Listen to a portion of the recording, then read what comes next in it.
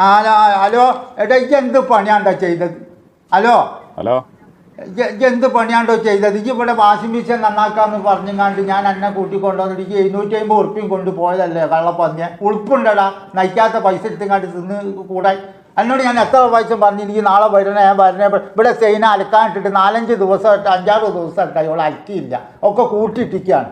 എന്നിട്ട് ഞാൻ ഇട്ട കുപ്പായം തന്നെ പിന്നെയും 5-6 പ്രാവശ്യം ഇട്ടിട്ട് ആൾക്കാരുടെ അടുത്ത് കൂടെ നടന്നു പോകുമ്പോൾ മടുത്തിട്ട് വയ്യ പുകർക്കാന്ന് അറിയുന്ന അവസ്ഥയാണ്. എന്തേ നോൺസെൻസ്. എടാ താൻ എങ്ങോട്ടാ വിളിച്ചത്? നിങ്ങൾക്ക് എന്താ മനസ്സിലാക്കി?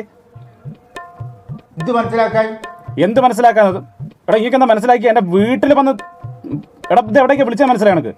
ഞാൻ വാഷിംഗ് മെഷീൻ നന്നാക്കണ ആളെ. എടാ എൻ്റെ വാഷിംഗ് മെഷീൻ നന്നാക്കുന്ന സ്ഥലമല്ല ഇത്, പോലീസ് സ്റ്റേഷനാ. പോലീസ് സ്റ്റേഷൻ എടുക്ക. ഞാനാണെന്ന് മനസ്സിലായടാ?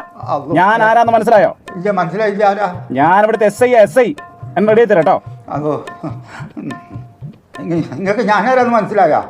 ഇനി ആരാന്നൊന്നും എനിക്ക് മനസ്സിലായില്ല. മനസ്സിലായില്ല? ഇല്ലടാ. അതൊന്നുമില്ല കഴിച്ചില്ലായിരുന്നാല്.